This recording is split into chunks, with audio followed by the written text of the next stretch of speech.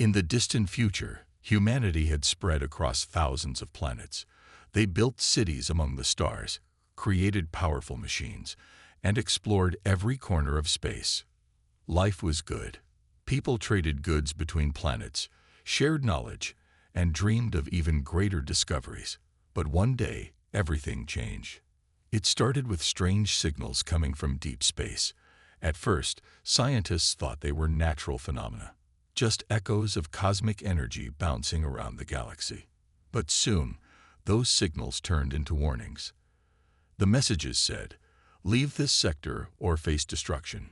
No one knew who sent them or why. Humanity ignored the warnings, thinking it was probably just some old alien device malfunctioning. Then came the attack. One morning, without warning, massive ships appeared near a human colony planet called EO7. These ships were unlike anything humans had ever seen, shaped like jagged mountains, glowing with blue light, and bristling with weapons. The aliens called themselves the Krithari Dominion. Their leader, Emperor Zorth, broadcast his message to all human worlds. "You are weak. Surrender now or be erased." The people of EO7 didn't have time to react. The Krithari opened fire, and within hours, the entire planet was destroyed. Billions died. Ships fled the system, carrying terrified survivors who told tales of horror. News of the attack spread quickly through human space. Fear gripped everyone. What were these aliens? Why did they hate humanity so much? Back on Earth, the leaders of humanity gathered in an emergency meeting. Some wanted to surrender immediately, believing that fighting would only lead to more death. Others argued that running away wouldn't work. The Krithari would hunt them down no matter where they went. Arguments broke out, and tempers flared. It seemed like humanity might fall apart before the real war even began. That's when Admiral Elena Voss stepped forward. She was a tall woman with sharp eyes and a calm voice. Her reputation as a brilliant strategist made her one of the most respected officers in the fleet. Standing before the council, she said, "We cannot give up. We cannot run. If we do, we lose not just our lives, but our freedom, our dignity, our future." Her words silenced the room. Then she revealed her plan. Build the largest fleet the universe had ever seen. Not hundreds or thousands of ships, but 250,000 warships. It sounded impossible. Such a project would require resources from every planet, factory, and person under human control. Many doubted it could be done. But Elena believed in humanity's strength. "If we unite," she said, "nothing can stop us." Slowly, her vision inspired others. Engineers designed new types of ships, faster, stronger, smarter. Factories worked around the clock, turning raw materials into engines, hulls, and weapons. Civilians volunteered to help, knowing their efforts could save billions of lives. Even children collected scrap metal to contribute. For the first time in years, humanity felt united. Everyone had a role to play. But challenges remained. Some leaders still opposed the plan, arguing it was too risky. A group of politicians tried to sabotage the project, fearing it would waste precious resources. When Admiral Voss discovered their betrayal, she acted swiftly. Those involved were arrested, and their actions were exposed to the public. This showed everyone that hesitation meant death, and that Elena Voss would not tolerate weakness. By the end of the year, the first ships rolled off the assembly lines. Though far from ready, the growing fleet gave people hope. Humanity wasn't going to roll over and die. They were going to fight back and show the Krithari what it meant to mess with an unstoppable species. The plan to build 250,000 warships was ambitious. Some said impossible. But humanity had no other choice. Every planet, moon, and space station became a factory. Billions of people worked tirelessly, day and night, to turn Elena Voss's vision into reality. Engineers designed new ships with advanced weapons and faster engines. Factories churned out parts nonstop. Even children helped by collecting scrap metal or delivering supplies. Everyone knew that failure meant extinction. On Earth, The central command center buzzed with activity. Scientists studied pieces of Cretheri technology recovered from earlier battles. These alien machines were strange, covered in glowing symbols, and powered by energy humans couldn't fully understand. But slowly, the scientists began to figure them out. They learned how to copy the Cretheri's powerful energy cannons and their faster-than-light drives. This gave human ships a fighting chance against the invaders. Admiral Alina Voss spent most of her time training pilots and commanders. She used holographic simulations to prepare them for battle. The simulations mimicked Cretheri tactics: sudden ambushes, overwhelming numbers, and brutal efficiency. Many trainees struggled at first, but Voss pushed them hard. "If you can survive this," she told them, "you can survive anything." Her tough love earned respect, even if it made her seem cold sometimes. Not everyone supported the fleet project. Some leaders still thought fighting was too dangerous. A group of politicians secretly plotted to sabotage the effort. They believed humanity should focus on diplomacy instead of war. Late one night, they sent spies to damage key factories and steal blueprints for the new ships. Their goal was to slow down production and force the council to reconsider. But Admiral Voss was watching. Intelligence reports warned her about suspicious activities, so she ordered investigations. When the saboteurs were caught, Voss acted swiftly. She gathered evidence of their betrayal and presented it during a live broadcast across human space. The public was shocked and angry. How could anyone side with the enemy? The traitors were arrested, and their actions served as a warning. Hesitation would only lead to destruction. From then on, no one dared question Voss's leadership. As the months passed, progress accelerated. The first batch of warships rolled off the assembly lines. Sleek and deadly, they looked ready to take on the Cretheri. Pilots climbed aboard for test flights, marveling at the speed and power of their new vessels. Morale soared. People started to believe they might actually win. Still, sacrifices were everywhere. Workers collapsed from exhaustion. Families barely saw each other because everyone was busy contributing. Food shortages hit some planets as resources were diverted to the war effort. Yet no one complained. They knew what was at stake. If they didn't stop the Cretheri now, there would be nothing left to save. One evening, Captain Marcus Kane, a daring pilot known for his reckless bravery, stood on the deck of a newly built ship. He stared at the stars, thinking about the battles ahead. "It's not just about winning," he muttered to himself. "It's about showing them we're not afraid. We'll fight until the end." Alina overheard him and smiled faintly.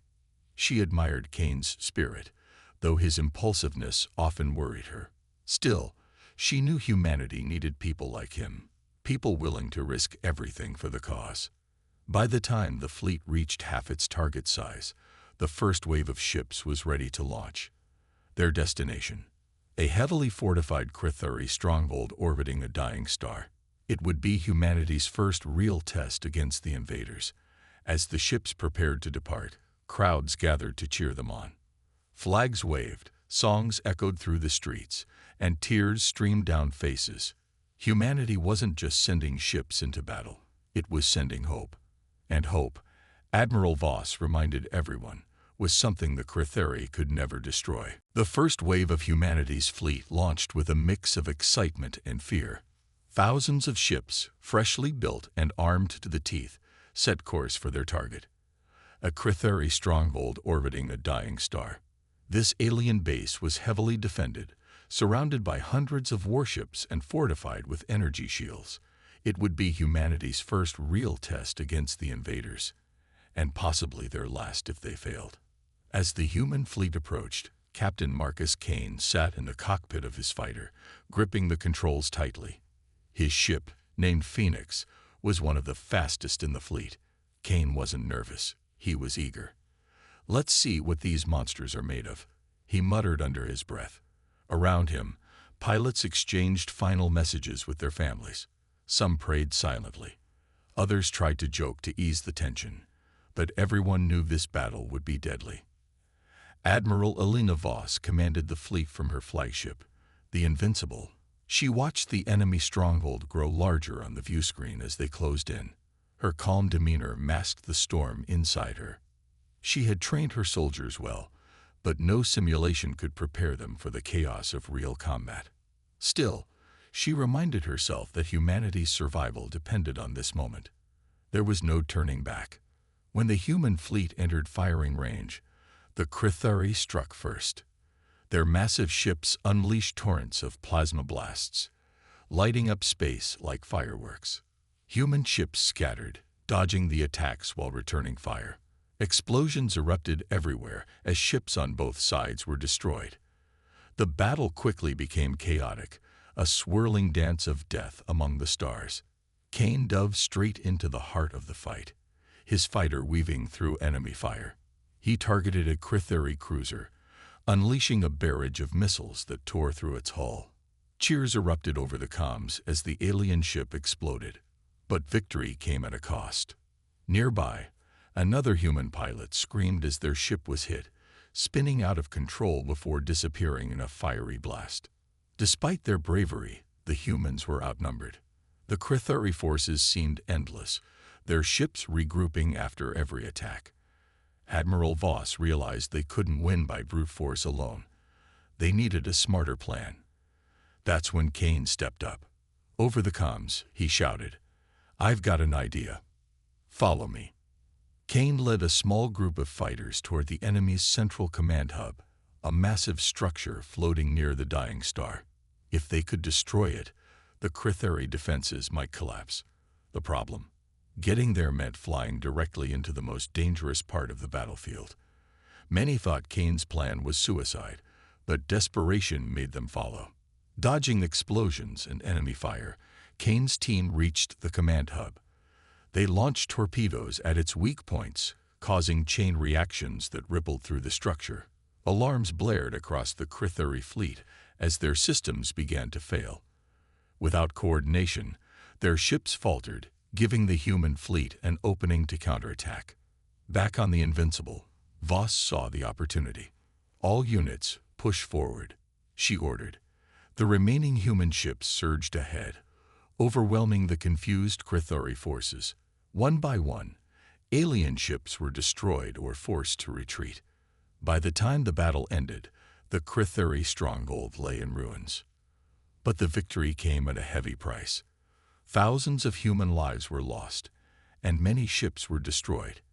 As the survivors regrouped, silence filled the comms. No one celebrated. Instead, they mourned their fallen comrades.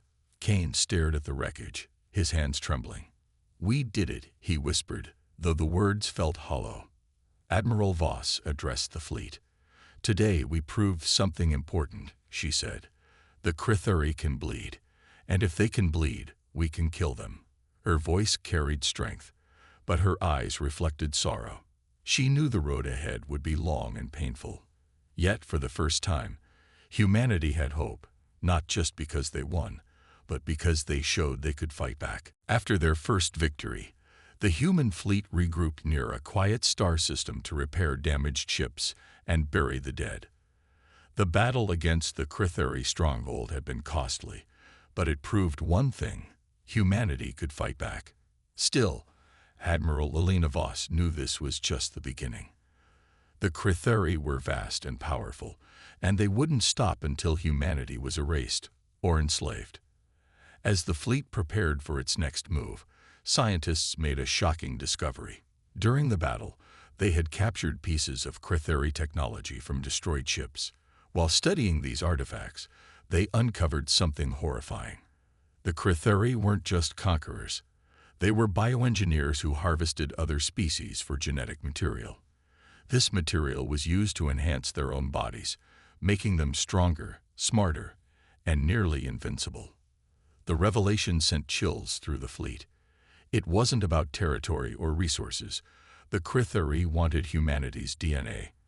If they succeeded, humans would be wiped out, their essence absorbed into the alien empire. Knowing this made the fight even more personal. "They're monsters," Captain Marcus Kane growled during a briefing. "We can't let them win." Meanwhile, an unexpected ally appeared. Scientists found an old AI construct inside a derelict Critheri ship. The AI called itself Erebus and claimed to belong to a race destroyed by the Critheri centuries ago. Erebus offered valuable information about the Critheri homeworld, including weaknesses in their defenses, but many were wary. Could they trust an alien AI? What if it was a trap? Admiral Voss decided to take the risk. "We don't have a choice," she told her advisors. "If Erebus is telling the truth, this could give us the edge we need." Under her orders, technicians integrated Erebus into the fleet's systems while keeping strict safeguards in place. Slowly, the AI began sharing data, maps of Critheri territories, details about their military strategies, and intel on Emperor Zoreth himself. One piece of information stood out. The Critheri homeworld was protected by a massive energy shield. To disable it, humanity would need to attack 3 key relay stations scattered across enemy space. These stations powered the shield, and destroying them would leave the homeworld vulnerable. It was a risky plan, requiring the fleet to split up and face overwhelming odds. But Voss saw no other way. The fleet divided into 3 groups, each tasked with targeting a relay station. Captain Kane volunteered to lead one of the teams. Before departing, he visited the memorial wall aboard the Invincible, where names of fallen soldiers were engraved. "We'll make them proud," he whispered, touching the cold metal surface. As the groups moved deeper into Critheri-controlled space, they encountered fierce resistance. Alien patrols ambushed them at every turn, forcing the humans to fight constantly. Supplies ran low, and tempers flared. Some began questioning whether splitting the fleet was a mistake, but Voss reminded everyone of their mission. "If we fail here, billions will die. Hold the line." Despite the challenges, the teams pressed on. Along the way, Kane's group discovered another disturbing truth. The Critheri were experimenting on prisoners, turning them into twisted hybrids of flesh and machine. The sight sickened the crew, but hardened their resolve. "This is what we're fighting against," Kane said grimly. "Not just for survival, but for freedom." When the first relay station came into view, the humans braced themselves for another brutal battle. They knew the cost would be high, but they also knew failure wasn't an option. Humanity had come too far to turn back now. The human fleet launched its attack on the first relay station with everything they had. Captain Marcus Kane led his group into the heart of enemy territory, their ships battered but determined. The relay station was a massive structure floating in space, surrounded by swarms of Critheri fighters and heavily armed defense platforms. It looked impossible to destroy, but humanity had faced impossible odds before. As Kane's team approached, the Critheri unleashed a storm of plasma fire. Human ships scattered, dodging explosions while returning fire. The battle quickly turned chaotic. Pilots shouted over the comms as their shields flickered and hulls cracked under enemy attacks. "Stay focused," Kane barked. "We're not dying here." Kane's plan was risky. He would leave a small strike team through the chaos to plant explosives directly on the relay station's core. If successful, the explosion would disable the shield generator. But getting close meant flying straight into the deadliest part of the battlefield. Volunteers stepped forward without hesitation. They knew the mission was dangerous, but they also knew what was at stake. With engines roaring, Kane's strike team broke away from the main fleet. Enemy fighters chased them, firing relentlessly. One by one, Kane's teammates fell, their ships exploding in bursts of light. "Keep going," Kane yelled, his voice tight with emotion. He couldn't afford to think about the losses, only the mission. Finally, the strike team reached the relay station. Dodging turrets and energy beams, they slipped inside a maintenance hatch. From there, Kane and his crew fought their way through corridors filled with Critheri soldiers. The aliens were tall and armored, their glowing eyes cold and merciless. Hand-to-hand combat erupted as Kane's team pushed forward, planting explosives along the way. Back outside, Admiral Elena Voss coordinated the main fleet's efforts to hold off the Critheri reinforcements. Her ship, The Invincible took heavy damage, but she refused to retreat. "Hold the line," she ordered. "Give Kane time to finish the job." Her calm voice steadied the panicked pilots, inspiring them to keep fighting even as their ships crumbled around them. Inside the relay station, Kane reached the core just as his last teammate fell. Alone now, he set the final charge. As he worked, a Krithari soldier lunged at him, weapon raised. Kane reacted instantly, grabbing a fallen pipe and swinging it like a club.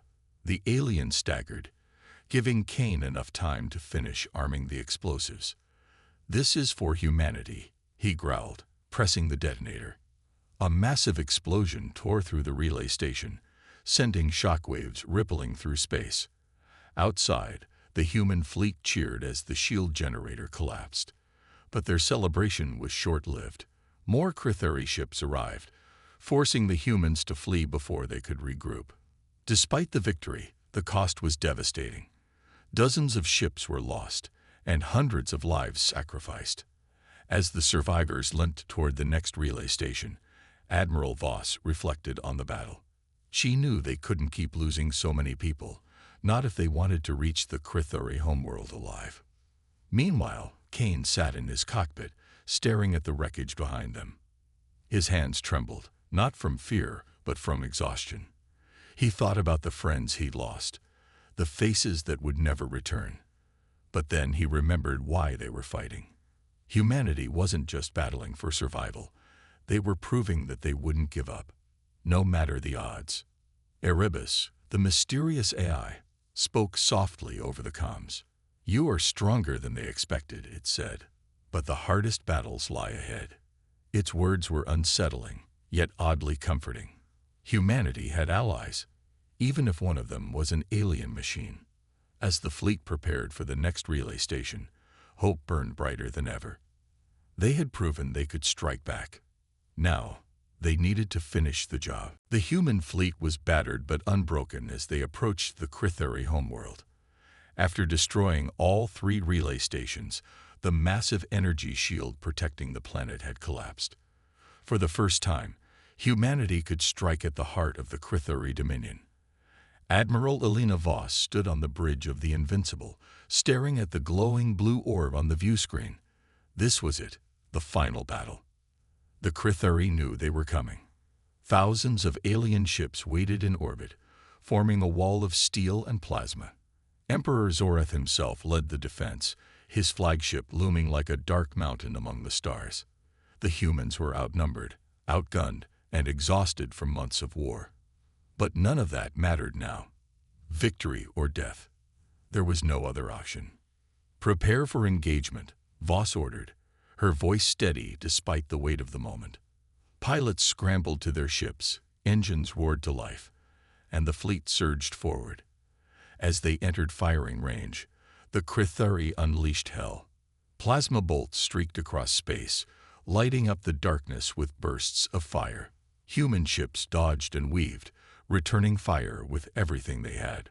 Captain Marcus Kane flew straight into the chaos, his fighter darting between enemy ships. "Stay sharp," he shouted over the comms. Around him, explosions lit up the void as ships on both sides were torn apart. Every second felt like an eternity. Kane's ship shuddered under enemy fire, but he gritted his teeth and kept moving. He couldn't afford to die. Not yet. Amid the chaos, Admiral Voss made a bold decision. She ordered a small group of ships, including the Invincible, to break through the enemy lines and head directly for Zorath's flagship. If they could capture or kill the Emperor, the Krithari forces might collapse. It was a desperate gamble, but Voss believed it was their best chance.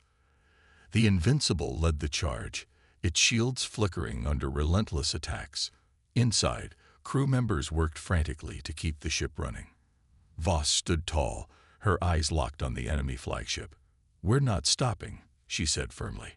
Her determination inspired everyone around her. When the Invincible finally reached Zorath's ship, Voss ordered boarding parties to prepare. Leading the assault herself, she stepped onto a transport shuttle alongside a team of Marines. As they docked with the alien vessel, alarms blared, and Critheri soldiers rushed to meet them. A fierce battle erupted in the corridors, bullets flying and blades clashing. Voss fought alongside her troops, her pistol blazing as she pushed deeper into the ship. Finally, she reached the throne room. There, Emperor Zoreth awaited her, a towering figure clad in black armor, his glowing eyes burning with hatred. "You think you can defeat me?" he sneered. "I am perfection. I am eternal." Voss didn't respond. Instead, she raised her weapon and fired. The fight was brutal, Zoreth wielding strength and speed far beyond any human. But Voss was relentless. With every ounce of courage, she struck back, refusing to give up. In the end, she delivered the killing blow, watching as the Emperor fell, his body crumbling to ash. Without Zoreth, the Critheri forces began to falter. Some ships retreated, while others surrendered. Humanity had won, but the cost was staggering. Thousands of lives lost, countless ships destroyed, and scars that would never heal. As the survivors regrouped, Voss looked out at the wreckage. They had done the impossible. But as Erebus whispered in the background, "This is only the beginning." She knew peace wouldn't last forever. The war was over. Humanity had won, but the cost was beyond measure. The once mighty fleet of 250,000 ships was now reduced to a fraction of its former size. Thousands of planets lay in ruins, their cities burned and their people gone. Billions had died, leaving behind empty homes, silent streets, and broken families. Yet, amidst the devastation, there was hope. Admiral Elena Voss stood on the bridge of the Invincible, staring at the stars through the cracked viewport. Her uniform was torn, her face lined with exhaustion, but her eyes still burned with determination. Around her, crew members worked quietly to repair the battered ship. They were survivors, just like everyone else who had made it this far. "We've done what no one thought possible," she said softly to herself. "But rebuilding will be harder than fighting." The Critheri were defeated. Emperor Zoreth was dead, and his empire crumbled without him. Many of the surviving Critheri surrendered, revealing that they had been enslaved by their own leaders for generations. Freed from tyranny, they began tentative negotiations with humanity. Some even offered to help rebuild what had been destroyed. It was a fragile peace, but it gave people something to believe in after so much loss. Back on Earth, the scars of war were everywhere. Cities were rubble, fields were barren, and resources were scarce. But humanity refused to give up. Factories that had built warships now produced food, medicine, and tools. Workers labored day and night, driven by the knowledge that they had survived the worst, and could endure anything. Children played among the ruins, laughing despite everything. Life found a way to go on. Captain Marcus Kane walked through the streets of a half-destroyed colony world, watching as people tried to piece their lives back together. He carried a small box containing mementos of his fallen friends, photos, dog tags, and a few handwritten letters. "You didn't die for nothing," he whispered, clutching the box tightly. His heart ached, but he forced himself to smile when a young girl handed him a flower. "Thank you," she said shyly. Kane nodded, tears welling up in his eyes. This was why they had fought, to protect moments like these. Meanwhile, Erebus, the mysterious AI, remained active within the fleet's systems. It warned of greater threats lurking beyond known space. The Critheri were not alone, it said during a council meeting. Other civilizations exist, some far more dangerous. The thought sent shivers down everyone's spines, but Erebus also promised to help humanity prepare. Its knowledge of alien technology and strategies would prove invaluable in the years ahead. Admiral Voss stepped down from command shortly after the war ended. She returned to Earth, choosing to live a quiet life away from the spotlight. People hailed her as a hero, but she didn't see herself that way. "I did my duty," she told reporters. "The real heroes are the ones who gave everything." As humanity rebuilt, unity became its greatest strength. Planets shared resources, scientists collaborated on new technologies, and artists created works honoring the fallen. Slowly, the wounds of war began to heal. One evening, a child sat outside a makeshift home, gazing up at the stars. "What's out there?" he asked his mother. "Hope," she replied, smiling. "And maybe danger, but we'll never stop." The universe was vast and full of mysteries.